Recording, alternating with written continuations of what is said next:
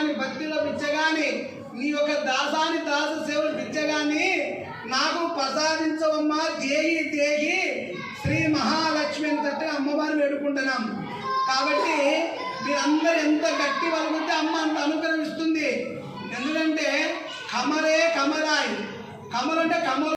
రామే మనోరమే రామే రామే మనోరమే సహస్రనామ తత్తుల్యం సహస్రనామ తత్తుల్యం రామ నామం వరాననే రామ నామం వరాననే. ఒక్కసారి ఈ శ్లోకం చెప్తే ఒక్కసారి ఈ శ్లోకం చెప్తే 7 సార్లు స్వామిని పలికినట్టు లెక్క. కాబట్టి ఇప్పుడు అమ్మవారికి మా అమ్మవారి శ్లోకం చేద్దాం. ఎందుకంటే అయ్యగారు ముఖ్యమైనప్పుడు ఏమంటుందంటే అమ్మ కడుపు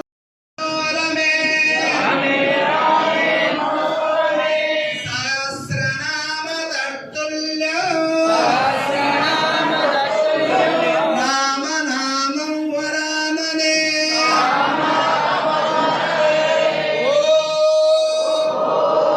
శ్రీరామ రామ రామేతి రామే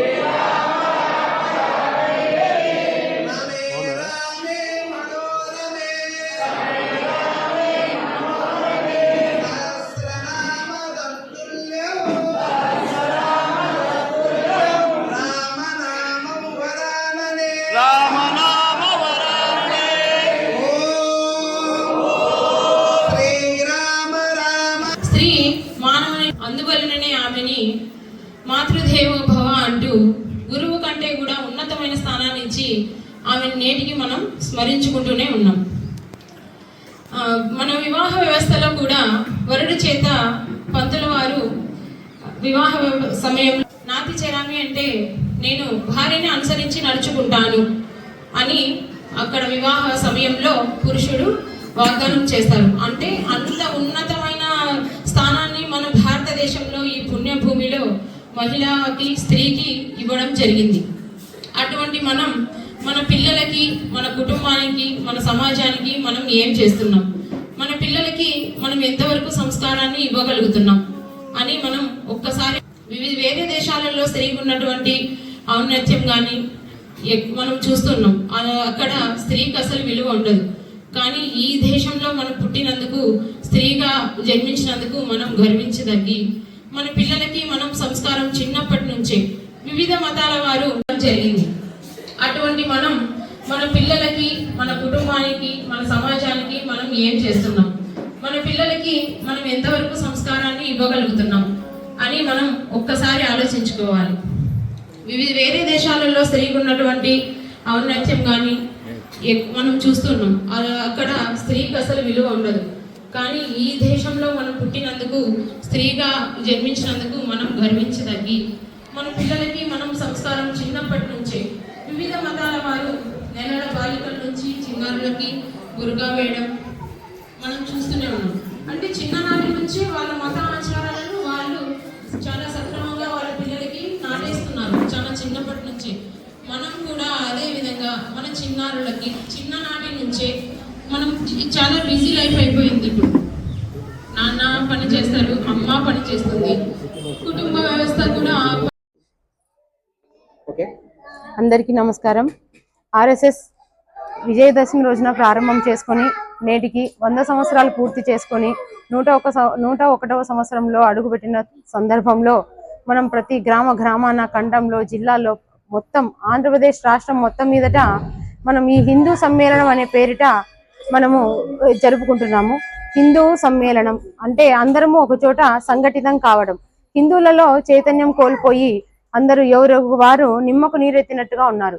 అలా కాకుండా ప్రతి హిందువు, ప్రతి కుటుంబం వారి యొక్క బాధ్యతను గుర్తు చేసుకొని మన మన మన కుటుంబం వరకు వచ్చే వరకు మాత్రమే కాకుండా మన పక్కన వారికి ఏవైనా సమస్య వచ్చినా అది మన బాధ్యతగా మనం భావించి వారికి మనం అండగా నిలుస్తాము, మీకు ఏ ఆపద వచ్చినా మేము ఉంటాము అంటూ మనం అందరం కలిసి ఐకమత్యంతో ముందుకు వెళ్ళి ఆ సమస్యను పరిష్కరించిన రోజునే మనం సంఘటితం అవుతాము, హిందువుగా నిలబడతాము.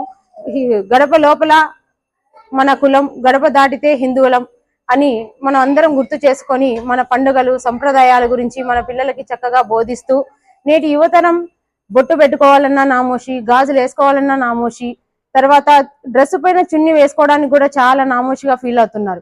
అలా కాకుండా మన సంస్కృతి సంప్రదాయాలకు వాళ్ళకి చిన్ననాటి నుంచే వేరే మతం వారు వచ్చి వారిలో విషబీజాలు నాటకుండా మన మతం గురించి వాళ్ళకి చక్కగా బోధించామనుకోండి, నేటి యువతరం ఎవరు వచ్చి ఏ విధమైనటువంటి ప్రలోభాలు చేసినప్పటికీ వాళ్ళు మతం మారకుండా మన సంస్కృతి మన పండుగల విశిష్టత ఏంటి, ఇవాళ ముక్కోటి ఏకాదశి దీని యొక్క విశిష్టత ఏంటి, ఇలా మహారాణా ప్రతాప్, ఛత్రపతి శివాజీ, ఝాన్సీ వీరనారి లక్ష్మీబాయి ఆమె ఎందుకు అంత చిన్న వయసులో వివాహం చేసుకుంది, అంత త్వరగా చనిపోయారు, ఇవన్నీ పిల్లలకి మనకు చిన్ననాటి నుంచే ఈ బిజీ లైఫ్ లో అమ్మ ఉద్యోగం చేస్తున్నారు, నాన్న ఉద్యోగం చేస్తున్నారు, అయినా సరే 15 నిమిషాలు మన పిల్లల కోసం మనం కేటాయించి ఆ కాస్త సమయంలో వాళ్ళకి వారి గురించి చెప్పామనుకోండి, వాళ్ళు పూర్తి విషయం మన ధర్మం గురించి తెలుసుకుంటారు. ఎవరైనా వచ్చినా సరే మన ధర్మం యొక్క గొప్పతనాన్ని వాళ్ళతో కూడా పోరాడి నీదేమి నాది ఇది నా ధర్మం ఇది అని వాళ్ళతో గట్టిగా వాదించగలగరు.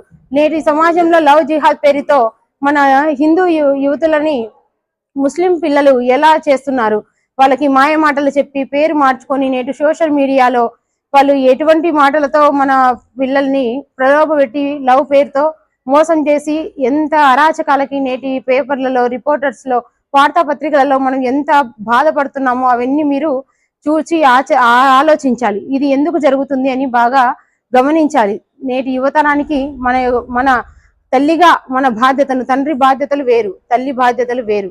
ఆమెతో మనం కాస్త 15 నిమిషాలు ఆ ప్రేమ పంచామనుకోండి, ఓ అమ్మ నాన్న ప్రేమ గొప్పది, వాళ్ళు చెప్పేవి మాయ మాటలు అని ఆ పిల్లలు గ్రహించగలగాలి.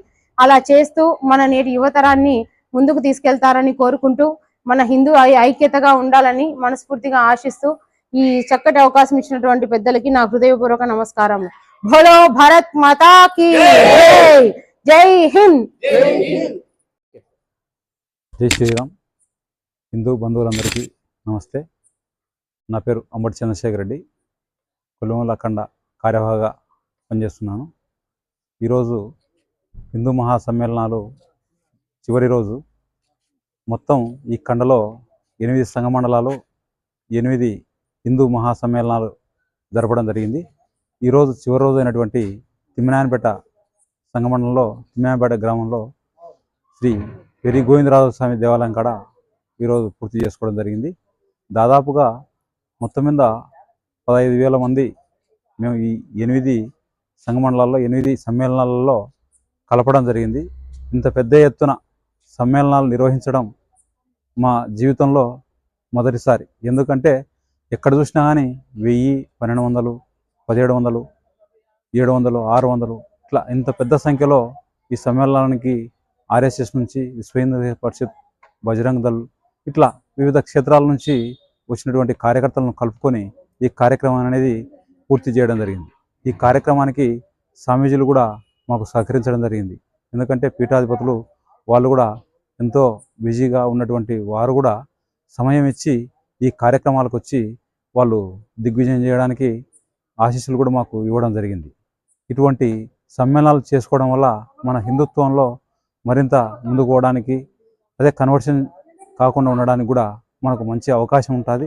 దీన్ని సద్వినియోగం చేసుకొని మరింత ముందుకు పోవడానికి అవకాశం ఉంటుంది. మరిన్ని అవకాశాలు ఉపయోగించుకొని ముందుకు పోయేందుకు ప్రయత్నం చేస్తాం. ఆర్ఎస్ఎస్ 100 సంవత్సరాల శతజయంతి ఉత్సవాలు దిగ్విజయంగా, గ్రాండ్గా సెలబ్రేట్ చేసుకుంటూ పోతున్నాం. మరింత కార్యక్రమాలు కూడా చేయడానికి మేము సిద్ధంగా ఉన్నాం. జై శ్రీరామ్. భారత్ మాతాకి జై. లాస్ట్కు ఆ తల్లి కొడుకును బాగా తాకింది. ఆ తల్లి ఏం చేసింది, ఒకరోజు ఎక్కడో భుజాన కొడుకును పెట్టుకొని ఆ తల్లి పోతుంటే కొడుకు ఏడుస్తాడ, అమ్మ అమ్మ నాకు ఆ మిఠాయి కావాలమ్మా, నాకు ఆ బచ్చాలు కావాలమ్మా అని ఏడిస్తే, నాయనా నా దగ్గర లేదురా, నీకు కొనిచ్చే సోమత లేదురా అని తల్లి చెప్పిందట. బిడ్డ ఎంత చెప్పినా ఆ ఏడుపు మానుకోలేదంట. మానుకోవాలంటే ఆయన అడిగిందంట, అయ్యా నువ్వు ఊళ్ళో అమ్ముకోనికి వచ్చినావు కదా మిఠాయి ఎందుకు, మా అబ్బాయికి నేను మళ్ళీ నీకు అప్పుగా ఇస్తా అంటే మాది వేరే ఊరు నుండి వచ్చాము, మేము అప్పుగా ఇప్పుగా ఏమి ఇయ్యము అని చెప్పి ఆయన ఇయ్యనని చెప్పాడు. ఈ బిడ్డ నువ్వు నాకు కొని ఇస్తేనే, లేకపోతే నేను ఇంటికి రాని బడి పోను చదువుకొని చెప్పి మట్టిలో పడి తొల్లాడి ఏడుస్తున్నాడు.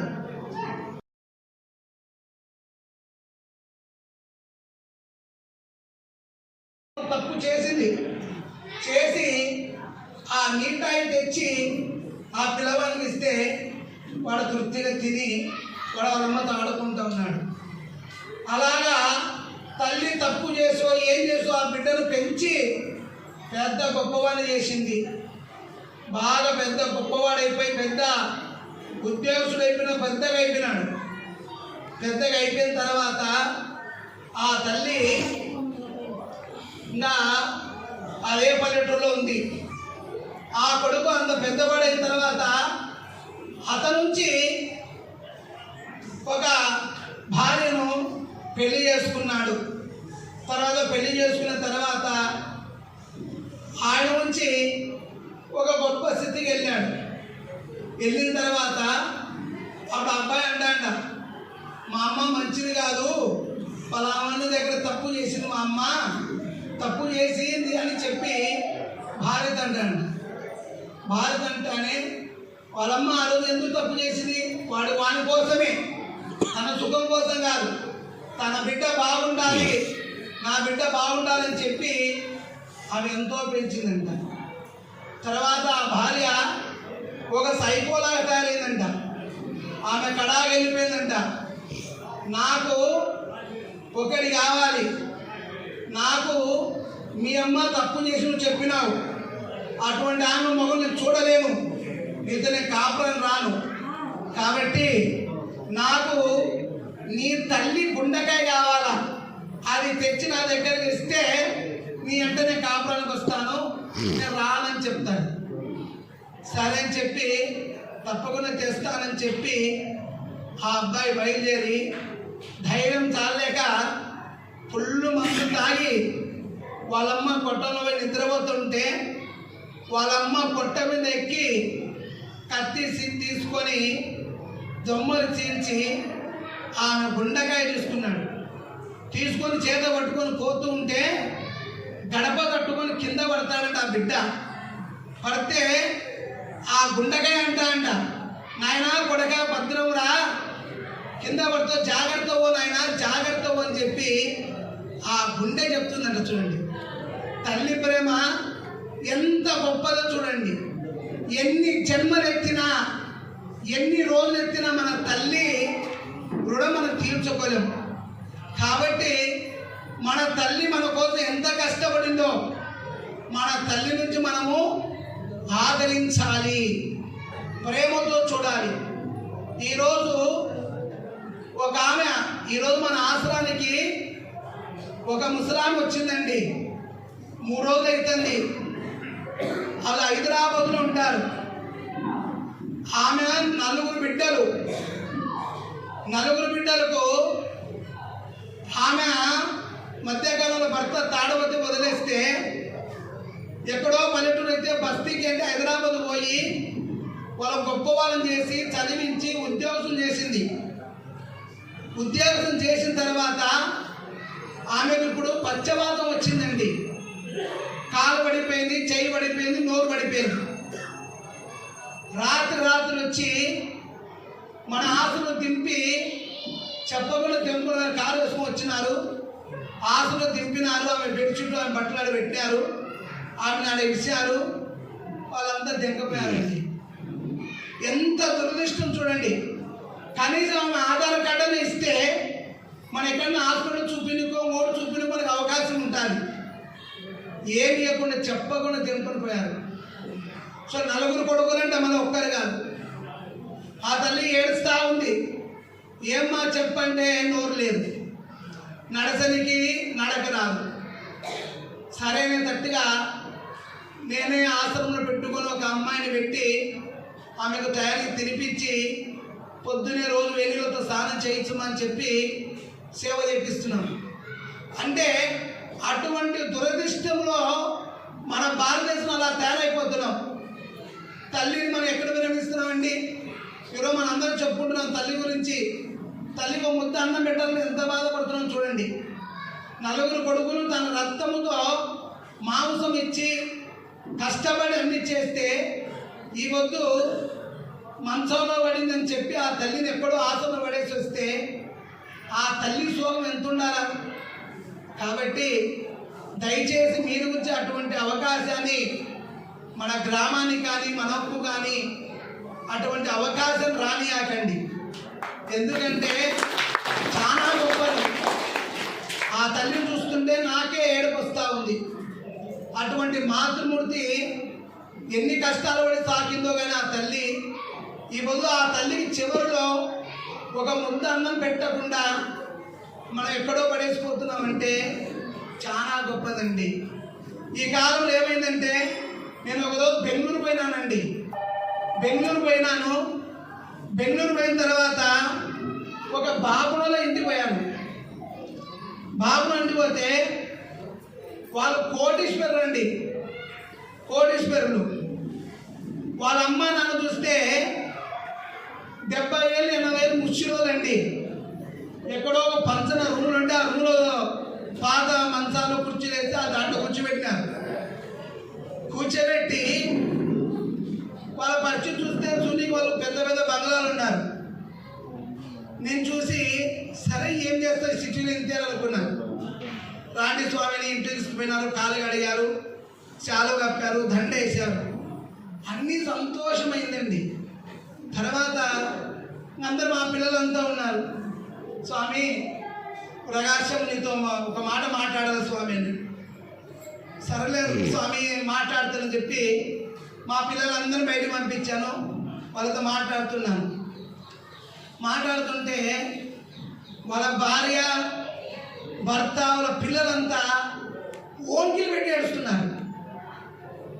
ఓంకిలు పెట్టి ఏడుస్తే నాకు దిక్కుదెళ్ళా. ఏందిరా వీళ్ళు ఇట్లా ఏడుస్తున్నారు, వీళ్ళకి ఏంది ఏమొచ్చింది బా, ఏం అప్పులు చేసుకున్నారు, ఏమైందో అని చెప్పి నేను ఆలోచన చేస్తున్నా. నా మనసుకు ఏం పట్టలేదు, వాళ్ళ ఆలోచన చెప్పడానికి నా మనసు పట్టలేదు వాళ్ళు ఏడుస్తుంటే. సరే నాయన ఏడ్చాకండి, ఏదన్నా కారణం ఉంటే చెప్పండి అని అడిగాను. అడిగితే చెప్పుతామని మాట ఇప్పుతున్నారు, ఏడుస్తున్నారు. సరే అని చెప్పి గట్టిగా మళ్ళా చెప్పండి మా నేను ఏదైనా నేను తీర్మానం చేస్తలే, దానికి ఏమన్నా కానీ పూజ అంటే పూజ చేపిస్తా, ఏదైనా హోమం ఉంటే హోమం చేయిస్తా అని చెప్తున్నా. లేదు స్వామి మేము చాలా దాని విషయంలో మేము కోలుకోలేకపోతున్నాము, మేము అన్నం తినలేకపోతున్నాము, నా భార్య మంచం పట్టింది, నా కొడుకు చదువుకోకున్నాను అని చెప్పి ఏడుస్తా ఉన్నారు చూడండి. సరే ఏమని చెప్పండి అయ్యా, మేము ఏదైనా పరిహారం ఆలోచిద్దామన్నాను అంటానే అప్పుడు చెప్తారు, స్వామి మా ఇంట్లో చిన్న టామీ ఉంది స్వామి, ఆ టామీ దానికి కడుపు నొప్పి లేచి 3 రోజులు దానికి దొడ్డి కూర్చోలేదు స్వామి. అది దొడ్డి కూర్చోకుంటే అది కడుపు అల్లాడుతుంటే మేము ఏడుస్తున్నాం స్వామి అని చెప్పారు. ఏంది టామీ అంటే ఏంది ఏమన్నా అనుకుంటున్నా, లేదంటే టామీ అంటే కుక్క అంట. చూడండి గోరి తుంపదేగా కుక్క దొడ్డికి ఏడలేదంటే ఇంత ఏడుస్తానా? ఆ ఏడ టామీకో మాత్రం తెచ్చేది దుసుకొట్టదు.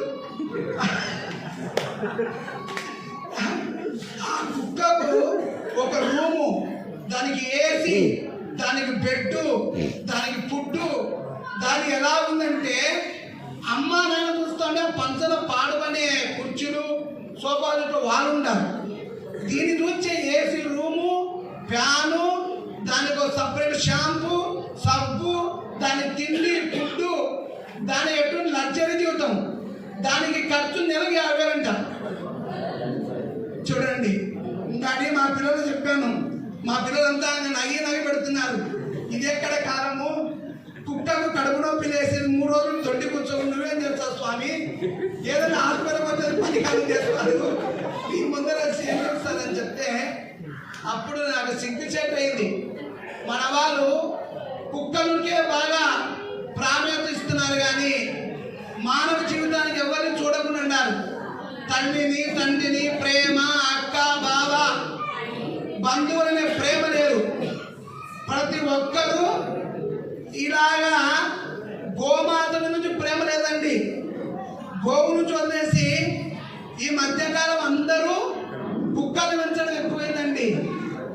స్వీటీ, టామీ, నాని, పండు అని కుక్కలు పేర్లు పెట్టుకొని పిలుస్తుంటే చాలా దురదృష్టం అని పిలుస్తుంది.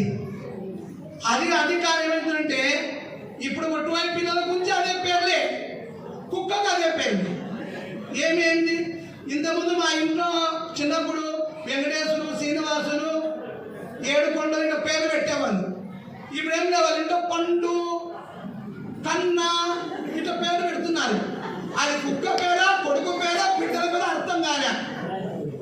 అంటే సమాజం అంతా, మన హిందూ సమాజం ఏమైందంటే కుక్కల బాగా అయిపోయినట్టు మనమంతా మనసు అట్లా అయిపోతుందండి. కానీ కుక్కలు నేను పెంచాలని చెప్పను. అది ఎంతవరకు గడప బయటనే పెంచాలి, కానీ దానికి ఇంట్లో తెచ్చి పెద్దలు ఇస్తే మనం చాలా దురదృష్టమైనట్టుంది. అందుకు కాబట్టి మీకు అందరూ నేను చెప్పడం ఏంటంటే మన తల్లిని బాగా గౌరవించాలి.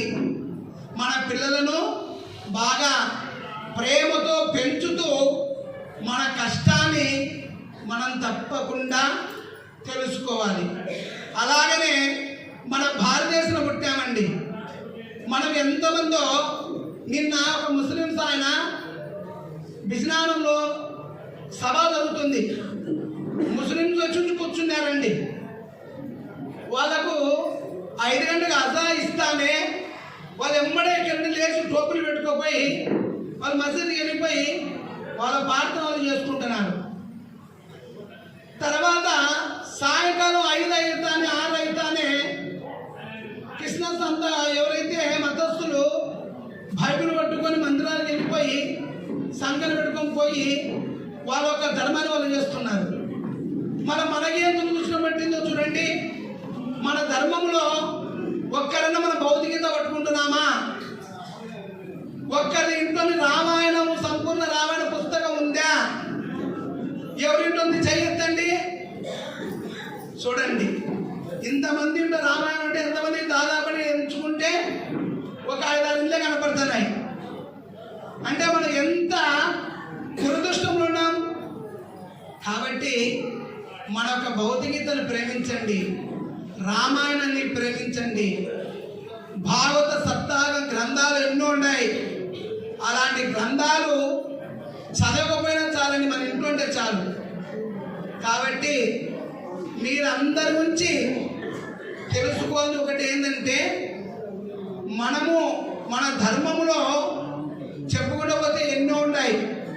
ఈరోజు మనకు టైం లేదు, మనకు ఉండేదే తక్కువ టైం.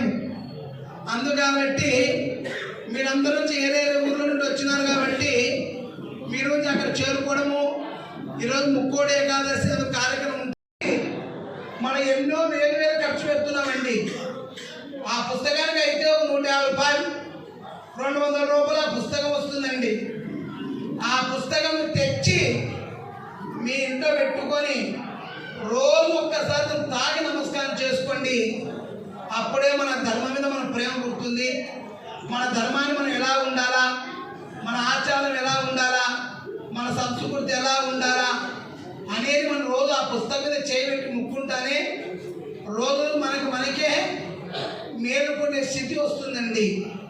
కాబట్టి మీరు దయచేసి ఏ మత మార్పిడి మారకుండా మన హిందుత్వాన్ని, మన మాతృమూర్తిని మనం గౌరవిస్తూ ముందుకు వెళ్ళిపోవాలి. ఎందుకంటే లేడండి, భగవంతుడే లేడు, అంతా ఒట్టిది. మన తలరాత మనమే కొని తెచ్చుకుంటే అది ఎప్పటికీ మనము తెలుసుకోలేము. కాబట్టి భగవంతుడు ఉన్నాడండి, భగవంతుడు నమ్మండి. భగవంతుడు నమ్మి ఏదో ఒక ధైర్యాన్ని వేడుకోండి. అలా వేడుకుంటా పోతే భగవంతుడు తప్పకుండా అనుగ్రహిస్తాడండి. ఇంకా పోయేటప్పుడు పోవచ్చు కదా విహారయాత్రకు. మళ్ళా పోతే పార్వతి మళ్ళీ దానిలో సందేహం వచ్చింది, బావి దగ్గర ఒక బావి దగ్గర ఉన్నారు. బాగా ఒక 20-30 మంది పిల్లలు బావిలో ఈదలాడుతూ ఉన్నారంట. ఒక 30-40 మంది పిల్లలు సెలవు వచ్చి ఈదలాడుతూ ఉన్నారంట. ఒక గుడ్డి పిల్లోడు ఉన్నాయంట, కళ్ళు కనపడమంట.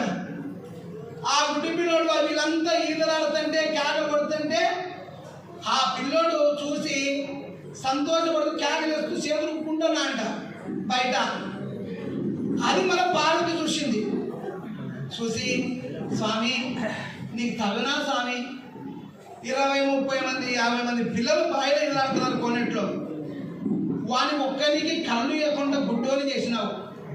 వాళ్ళందరూ ఈదలాడుతుంటే వీడు వాళ్ళని చూసి సంతోషపడుతున్నాడు, వాని కళ్ళు ఇవ్వచ్చు కదా అనేటట్టుగా పార్వతీదేవి అడిగిందంట. కాబట్టి ఆ పార్వతీదేవి అడుగుతానే శివుడు అంటాడా, పార్వతి నువ్వు ఎప్పుడు నా మాట వింటావు, ఎప్పుడు నువ్వు ఇదేనా, ఎప్పుడు ఇదే పంచాయతీనా నీకు అన్నాడు. లేదులే స్వామి, ఆ గుడ్డి పిల్లోని కళ్ళీలే స్వామి, వాడు ఈదలాడతాడు, చూసిపోదాం ఇద్దరము అనేదండి. సరే ఇంకా ఆర్డర్ చెప్తే ఇందని చెప్పి శివుడు ఒక్కసారి ఆ గుడ్డి పిల్లోనికి అలా అంటాడు 2 కళ్ళు వచ్చాయంట. వాడికి 2 కళ్ళు వస్తానే వాడంటే బావిలో దుంకి పిల్లలను ముంచి 10 మంది చంపేసినంట. 10 మంది చంపాడంట. అప్పుడు అమ్మవారు చూసింది, ఓయమ్మ స్వామి వారి కళ్ళు పోగొట్టు స్వామి, వాడు 2 కళ్ళు ఇస్తానే 10 మంది పిల్లలు చంపి పడేసినాడు, మరి ఇంక రోజంతా కళ్ళు ఇస్తే ఎంతమంది కొమ్మలు కలుస్తాడు వీడు, వాడి కళ్ళు ఇయ్యాలి స్వామి, కళ్ళు తీసేయని చెప్పిందంట పార్వతి. అట్టగా మనకి దేశం ఎట్టుంటే మన దురదృష్టం ఎట్టుంటుంది అట్టుంటుంది. కాబట్టి మీరందరి నుంచి భక్తితత్వంగా ఉండి భగవంతుడు ప్రతిరోజు గుడికి వెళ్ళండి, దేవుని ఆరాధించండి. ఈరోజు ముక్కోడి ఏకాదశి ఎంతో పుణ్యమైన కాలం. ఈరోజు మీ అందరితో గడుపుతున్నామంటే నిజంగా చాలా ఆనందమైన రోజు. ఈరోజు ఏంటంటే తొలి ఏకాదశి. అంటే అది ఎప్పుడు వస్తుంది? ఆషాఢ మాసంలో తొలి ఏకాదశి వస్తుంది. తర్వాత ఇప్పుడు ఒకసారి మార్గశిరంలో వస్తుంది, ఒకసారి పుష్పంలో వస్తుంది. ఈ ఒక ముక్కోడి ఏకాదశి. కాబట్టి ఈ ముక్కోడి ఏకాదశి ఏంటంటే ధనుడు మాసం.